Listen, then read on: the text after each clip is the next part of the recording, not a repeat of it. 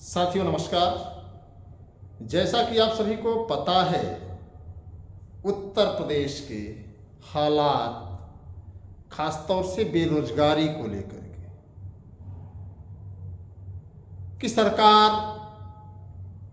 चाहे TGT PGT से वृद्धि का मामला हो, एलटीजीआईसी का मामला हो, असिस्टेंट प्रोफेसर की बात हो, उत्तर प्रदेश पुलिस भर्ती की बात हो, आरओ की बात हो या फिर शिक्षा सेवा चयन आयोग की बात हो, आपने देखा होगा बिहार में लगातार ताबड़तोड़ रोजगार युवाओं को मुहैया कराया जा रहा है।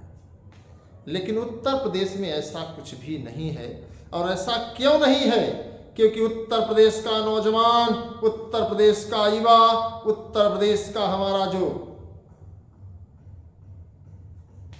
रोजगार पाने वाला साथी है वो दूसरी ही दुनिया में मस्त है।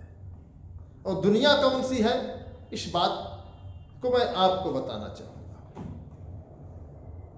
हमारा आपका मेन फोकस रोजगार होना चाहिए। हमारा आपका प्रमुख टारगेट प्रदेश में खाली पदों को भरे जाने को लेकर के होना चाहिए।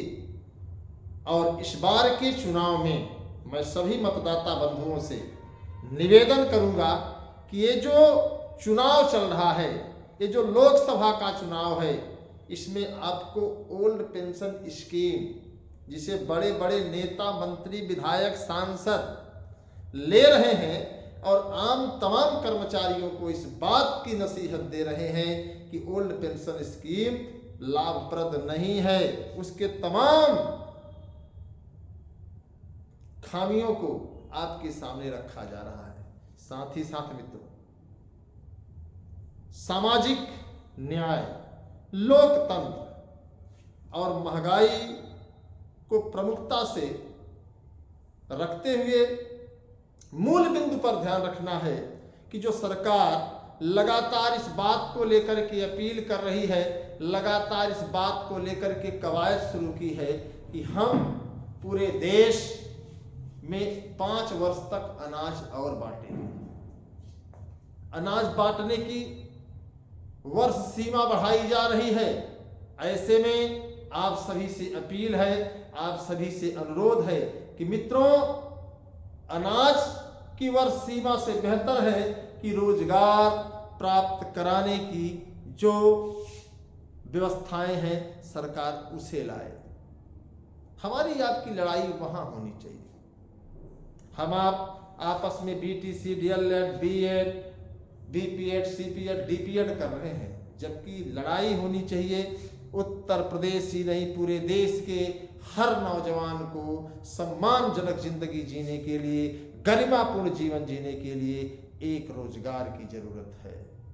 आप किसी भी सेक्टर में जाइए, आपको रोजगार दूर दूर तक देखने को नहीं मिल रहा है। आप किसी भी सेक्टर में अगर प्रयास करें तो आपको रोजगार देखने को नहीं मिलेगा। क्यों नहीं मिलेगा? मैंने बताया था आप लोगों को कि 83% युवा बेरोजगार बैठे हैं। उनके पास कोई स्किल नहीं है, उनके पास कोई रोजगार नहीं, उनके पास कोई व्यवस्था नहीं है।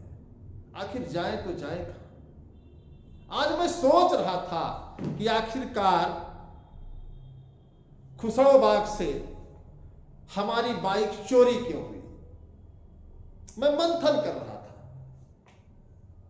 अब केवल हमारी ही नहीं बाइक चोरी, वहां तो आए दिन बाइक चोरी होती रहती है, क्योंकि बेरोजगारी का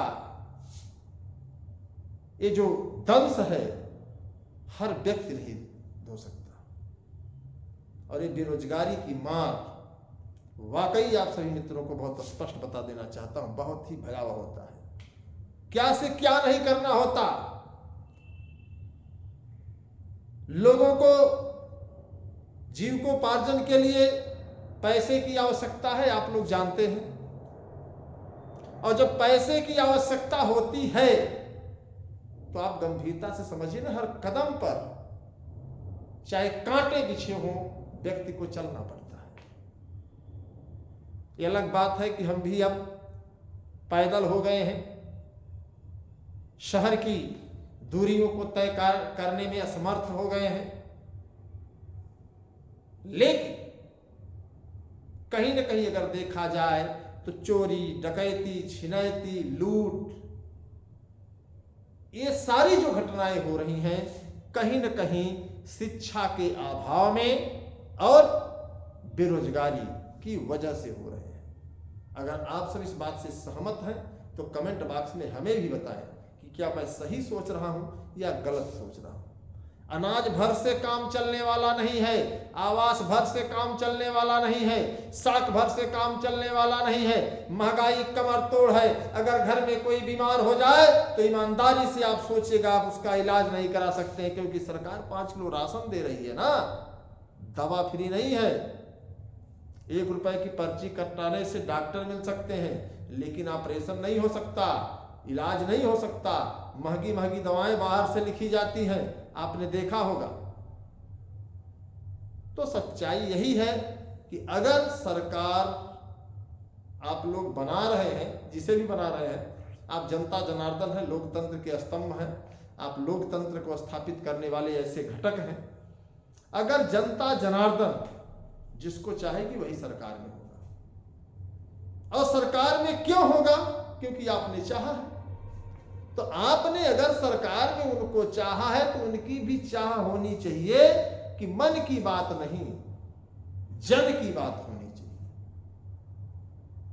और जन की बात तब होगी जब आप सब सवाल करेंगे, जब आप सब प्रश्न करेंगे, जब आप सब गंभीर होकर के जो है अपने मुद्दे को उनके कानों तक पहुंचाएंगे। और ये तभी संभव है जब आप सक्रिय हो जाएंगे, जब आप गंभीर हो जाएंगे। आपने देखा होगा महंगाई कितनी है,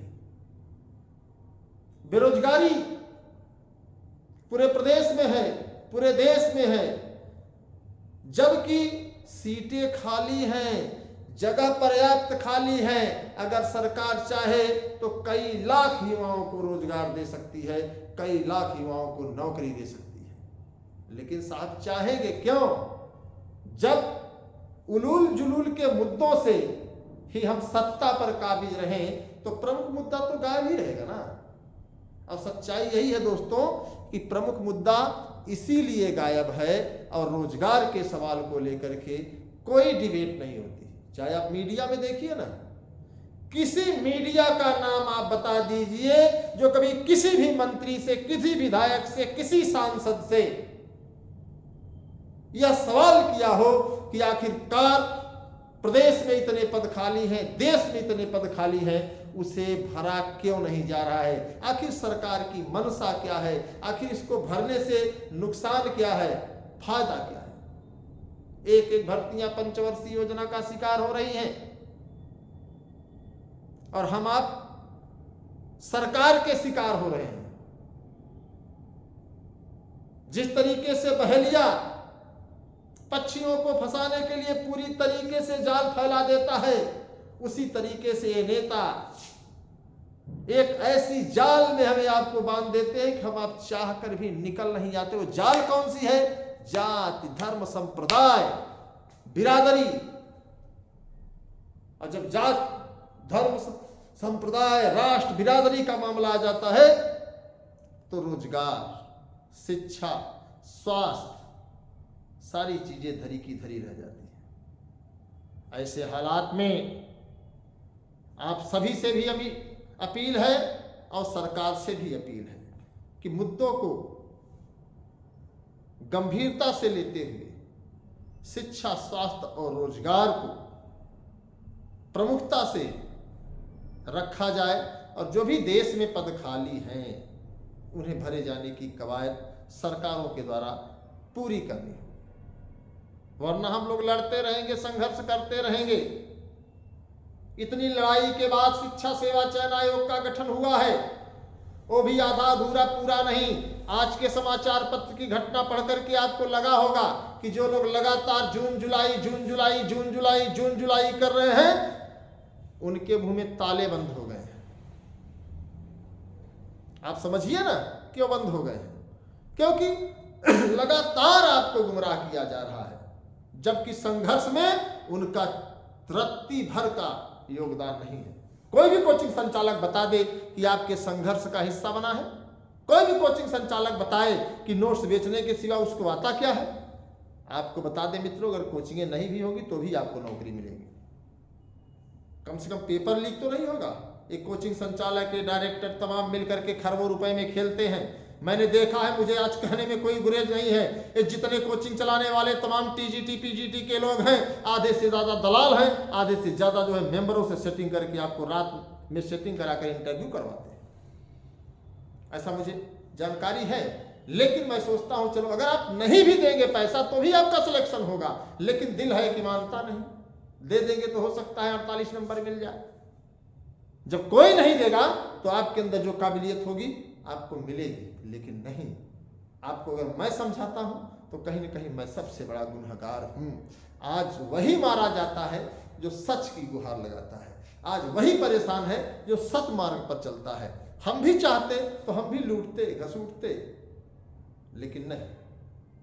मित्रों, बहुत स्पष्ट बता दें कि आप सब के आशीर्वाद से 2 वक्त की रोटी मिल रही है और उसी में जीने का प्रयास कर रहा हूं।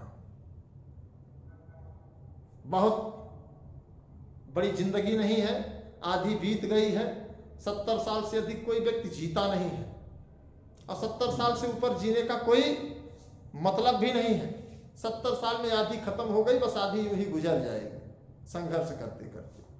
तो बहुत ज्यादा नहीं, बस मैं इतना चाहता हूं कि उत्तर प्रदेश ही नहीं पूरे देश के हालात बदलें और जो तमाम तरीके से युवाओं का मानसिक उत्पीड़न हो रहा है, महंगाई है देश में, बेरोजगारी है, इसको लेकर के सरकारें गंभीर हो और जो भी विमर्श हो, चाहे वो सत्ता पक्ष से हो चाहे विपक्ष से हो, हमेशा उनके जहन में सवाल होना चाहिए कि रोजगार ही हमारे देश का सबसे बड़ा उद्धार का हथियार हो सकता है। अगर आप सब हमारी बातों से सहमत हैं तो मैं बार बार यही कहूंगा कि मित्रों, इस वीडियो को शेयर करें। आप लोग इस वीडियो को अधिक से अधिक साथियों तक पहुंचाने का प्रयास करिए कि प्रदेश में नहीं पूरे देश में रोजगार की जरूरत है। हम ही केवल ऐसे नहीं घूम रहे हैं, लाखों कई लाख युवा बेरोजगारी की दंश झेल रहे हैं। सरकारें प्राइवेटाइजेशन की ओर बढ़ रही हैं। आप समझिए ना, प्राइवेट नौकरी में आपको कितना सुकून है। प्राइवेट नौकरी, बंधुआ मजदूरी धीरे धीरे समाप्त होनी चाहिए और सरकार संविदा कर रही है। संविदा का मतलब प्राइवेट, प्राइस वेट, कि आप काम भी कर लेंगे तो आपको पैसा नहीं मिलेगा, उस पैसे का आपको इंतजार करना पड़ेगा कि साहब आज देंगे कि 1 महीने बाद देंगे कि नहीं देंगे, या फिर कह देंगे कि आपने काम सही से नहीं किया है इसलिए हम आपको पैसा नहीं देंगे। तमाम चीजें चल रही हैं। इन सभी चीजों को हमें आपको समझने की जरूरत है, जानने की जरूरत है और इसमें आप सभी साथियों से निवेदन है कि अपने आप को पहचानने की जरूरत है। आप युवा हैं तो आप आज बन सकते हो और आप ही चाहेंगे तो बदलाव आएगा, आप ही चाहेंगे तो आपका प्रभाव आएगा। फैसला आप सभी को करना है और आप सभी की बात सरकार तक पहुंचे, उसके लिए युवा मंच टीम लगातार सोशल मीडिया पर, लगातार ट्विटर पर, लगातार जो है समाचार पत्रों के माध्यम से, लगातार पत्राचार के माध्यम से पहुंचाने का प्रयास कर रही है कि प्रदेश में जो पद खाली है, वो चाहे टीजीटी पीजीटी के हो, चाहे एलटीजीआईसी को, जीआईसी प्रवक्ता, BEO, PCS, higher, police, bank, railway, SSC, जो भी है उसे नियमित समय पर एक समय सारणी के तहत एक कैलेंडर के अंतर्गत भरे जाने की कवायद पूरी होनी चाहिए। या तो 3-3 साल 4-4 साल आयोग बनने में लग रहा है भाई, आप समझिए ना, 4-4 साल आयोग बनने में लग रहा है। आयोग में नाम लिख दिया गया है, तब नाम लिखने के बाद और भी तमाम काम है। कुछ लोग तो ऐसे डांस करने लगे, मुझे हंसी आ रही थी, कहें कि अब हो जाएगी परीक्षा जुलाई में, अब हो जाएगी परीक्षा जून में। भैया मेरे, यही लोग कह रहे थे कि अब हो जाएगी परीक्षा फरवरी में। कह रहे थे कि नहीं कह रहे थे? कह रहे थे ना। 90 दिन कड़ाके की सर्दी में हम लोग झेलते रहे। 90 दिन कड़ाके की सर्दी में हम लोग संघर्ष करते रहे। बरसात रही, कड़ाके की ठंड रही और ये दूरियां प्रयागराज के दूसरे किनारे पर संघर्ष रुका नहीं। 13,19,000 लोगों में ईमानदारी से अगर देखा जाए, हालांकि समस्याएं भी हैं, लोगों के पास बेरोजगारी है। अगर 10 रुपए डेली आएंगे तो 50 रुपए 100 रुपए खर्च होगा। लेकिन मित्रों, आपका एक दायित्व होना चाहिए। अगर आपका कोई साथी, आपका कोई भाई, आपका कोई भविष्य सजाना चाहता है और आपके हक अधिकार के लिए लड़ रहा है, तो आप दिल खोल करके उसका सहयोग करिए। वो चाहे आर्थिक सहयोग हो, चाहे शारीरिक सहयोग हो, चाहे मानसिक सहयोग हो। जिस तरीके से जो साथी नहीं पहुंच सकते थे, मैंने उनसे अपील किया था कि आप लोग वीडियो को अधिक से अधिक शेयर करिए, ताकि जो साथी अवगत नहीं है कि यहाँ आंदोलन चला है, लोग भी आए। इतना ही नहीं दोस्तों, जो साथी दूर हैं, प्राइवेट काम कर रहे हैं, तो 10-20 रुपए सहयोग भी कर सकते थे। जो साथी कई दूसरे सेक्टर में काम कर रहे हैं, जिनको लगता है कि नहीं आंदोलन चलते रहना चाहिए, संघर्ष रुकना नहीं चाहिए, तो उन्हें 10-20, 200, 500 रुपए सहयोग करने में कोई गुरेज नहीं है। लेकिन जब मन में ये धारणा उत्पन्न होगी, जब मन में ये विचारधारा उत्पन्न होगी, तब कहीं संभव है। ऐसे आप सोचिए तो आप पान मसाला खा करके चौराहे पर, चाय पी करके चौराहे पर फेंक देंगे, उड़ा देंगे, कोई मतलब नहीं है।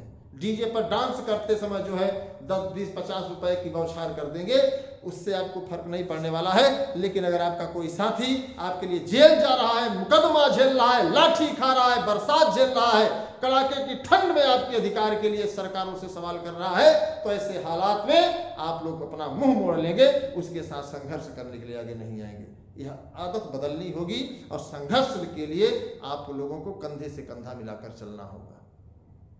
ऐसे नहीं होगा। आप ये सोच रहे हैं कि सरकार से लड़ना इतना आसान है, बहुत तानाशाह सरकारें होती हैं, और आपको बता दें कि आसानी से किसी चीज को देना नहीं चाहती हैं। आप सोचिए कि आपके केवल कह देने से दे देगी, भैया नहीं। उसके लिए आपको तपना पड़ेगा। 90 दिन हम लोग ऐसे पागल मूर्ख नहीं थे जो 90 दिनों तक लगातार धरना दिए। जब तक धरना दिए, आप लोगों ने देखा होगा कुछ न कुछ प्रक्रिया शुरू थी। आज क्या है, कुछ दिखाई दे रहा है क्या? मर्ज करने की नोटिस तक अभी नहीं आई। अभी शिक्षा सेवा चयन आयोग में माध्यमिक और उच्चतर की जो है जितनी भी इकाइयां हैं, जितने भी बाबू हैं, उनको एक होने तक की अभी तक कोई नोटिस नहीं है। आप समझिए ना, आप किस दुनिया में जी रहे हैं। हाँ, ये हो सकता है कि कुछ होते हैं कि भैया बड़े सौभाग्यशाली होते हैं, उन्हें साहस अंदर भरने के लिए तमाम तरीके से लोग भरते हैं। और एक अवसर, अब जैसे टीजीटी का फार्म 2022 का आया, उन्होंने फार्म भर दिया, अब वो पढ़ रहे हैं। परीक्षा जब भी होगी पढ़ते रहेंगे, नियुक्ति मिल जाएगी। लेकिन सबसे बड़ी बात, परीक्षा कराने वाला जो लगातार संघर्ष कर रहा है, शिक्षा सेवा चयन आयोग में का गठन कराने वाला, उसका भी योगदान है।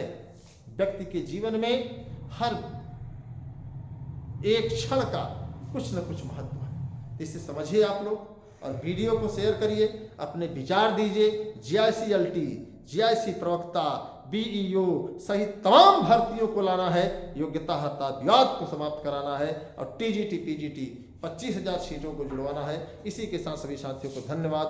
नमस्कार। इंकलाब जिंदाबाद।